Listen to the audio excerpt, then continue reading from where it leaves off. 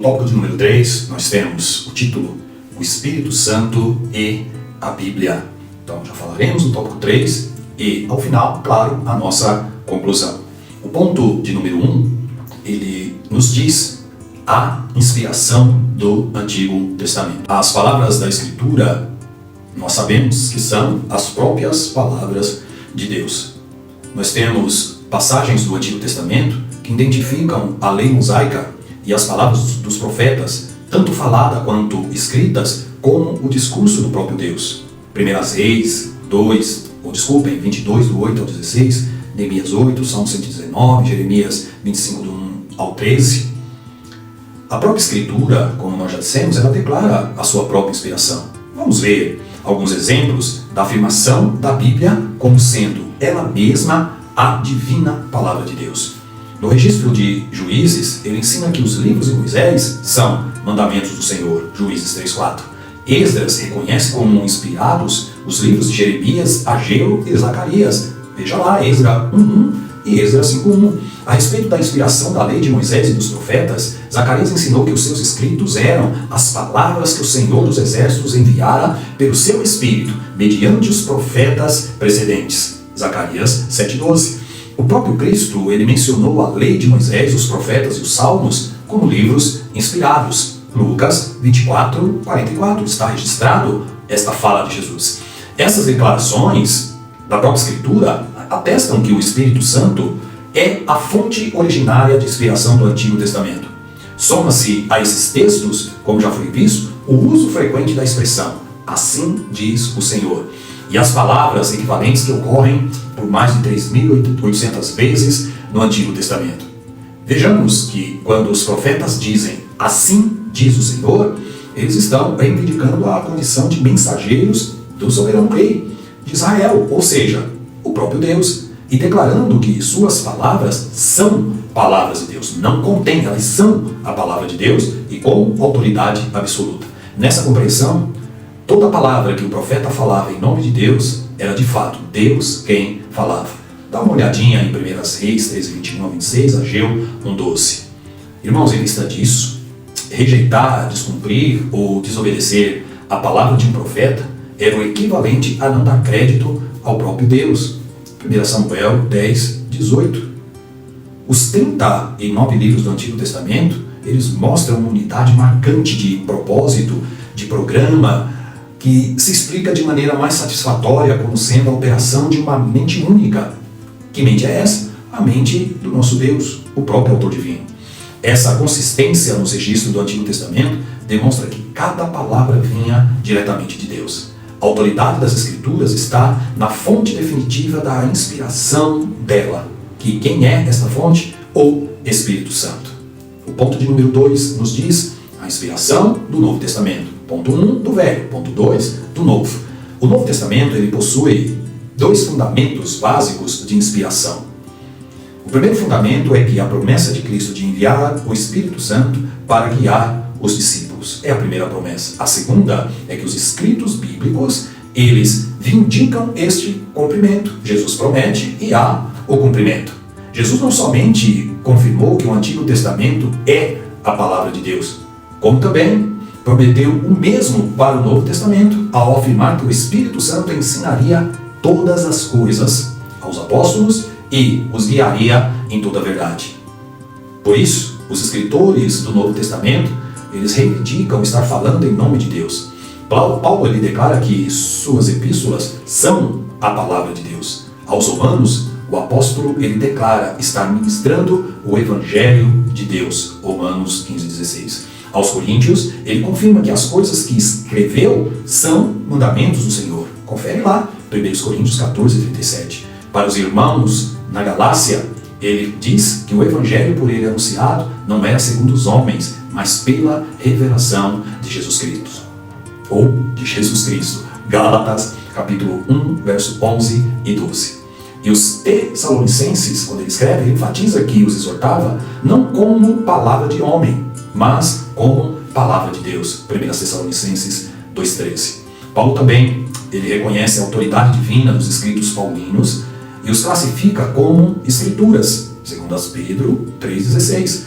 O apóstolo Pedro ele ainda testifica que as palavras escritas por ele procediam da parte de Deus. 2 Pedro 1, 16 e 17. Do mesmo modo, escreveu o apóstolo João, um discípulo amado. Olha o que ele diz: o que vimos com os nossos olhos, o que temos contemplado, e as nossas mãos tocaram a palavra da vida.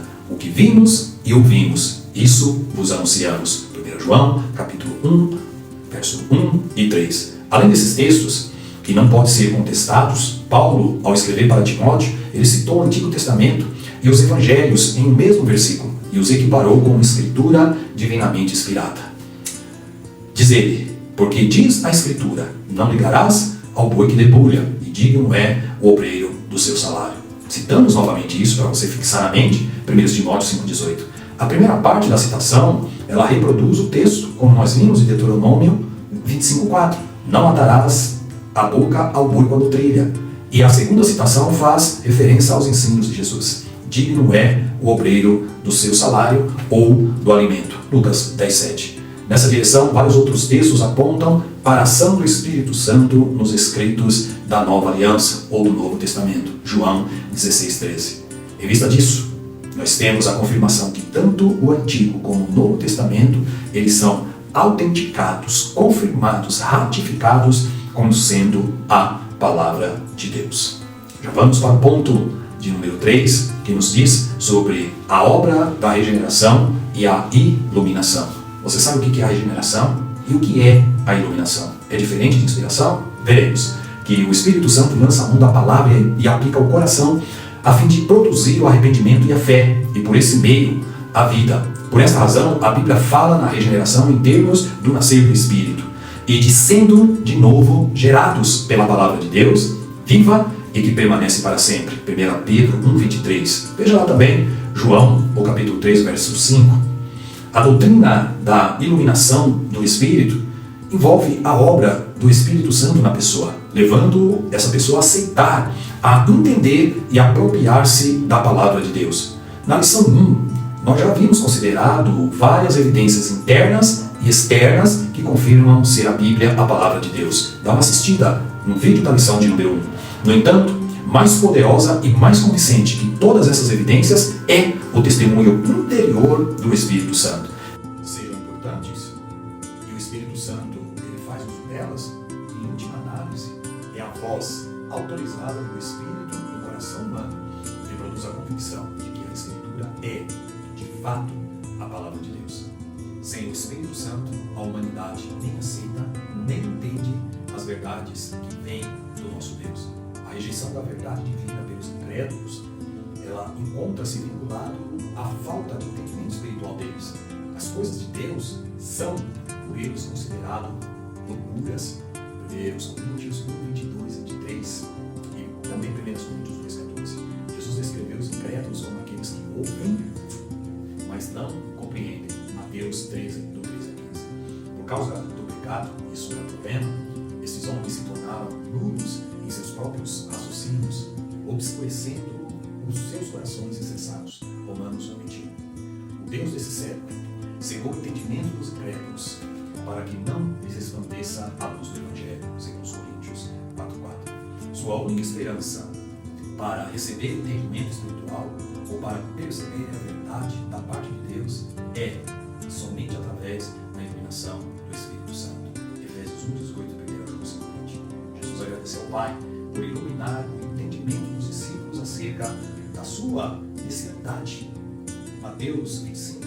Jesus disse: naquele tempo respondeu Jesus e disse: graças te dou, ó Pai, Senhor do céu e da terra, que ocultastes estas coisas aos sábios instruídos, mas a revelastes aos pequeninos. Nós somos esses pequeninos iluminados pelo Espírito Santo. Essa percepção espiritual inicial resulta na regeneração, mas também ela abre a porta para uma nova vida de crescimento no conhecimento divino. Embora as promessas de João 14,16 a respeito da orientação e ensino a serem ministrados pelo Espírito Santo, elas possam fazer referência especial aos discípulos de Jesus, que seriam usados para escrever o Novo Testamento, há um sentido contínuo também, em que esse mistério do Espírito Santo, ele relaciona-se a todos os cristãos tementes a Deus. O mesmo ensinador também continua a sua obra de ensino dentro de nós, dentro de você. não por meio de trazer uma nova revelação, jamais, mas por meio de trazer um novo entendimento, nova compreensão, nova iluminação. A Bíblia é descortinada para nós através da iluminação. O Espírito Santo, ele faz mais do que nos mostrar a verdade. Ele nos coloca dentro da verdade e ajuda-nos a pôr em prática essa verdade, a viver o que as inspiradas Escrituras nos orientam. Em consonância com as Escrituras, de novo, citamos aí a declaração de fé das Assembleias de Deus, no nosso artigo de fé, número 4, que nos diz, abre aspas, no Espírito Santo, a terceira pessoa da Santíssima Trindade, consubstancial com o Pai e o Filho, Senhor e vivificador, que convence o mundo do pecado, da justiça e do juízo, que regenera o pecador, que falou por meio dos profetas e continua guiando o seu povo. Nas páginas seguintes, ela complementa que o Espírito Santo possui o papel de regenerar, purificar e santificar tanto o homem quanto a mulher, e conceitua a regeneração nos seguintes termos: regeneração é a transformação do pecador numa nova criatura pelo poder de Deus, como resultado do sacrifício de Jesus na cruz do Calvário, segundo os Coríntios 5, do 17 ao 19. Jesus ele disse que o Espírito Santo convenceria o homem do pecado, da justiça e do juízo. João 15, 23 e 16, do 8 ao 11. O Espírito Santo ele atua então no processo da salvação e produz no homem a regeneração, Efésios 2:8, mediante a fé gerada pelo ouvir a palavra, Romanos 10:17. Essa obra é também conhecida como novo nascimento ou nascer de novo, João 3:3, ou ainda nascer do Espírito, João 3, 5 e 6. O Espírito Santo então é aquele que não apenas inspirou as palavras da salvação, mas ele também as aplica ao coração humano com o propósito de regenerar, fazer nascer de novo, dar uma nova vida aos pecadores. 1 Pedro 1:23.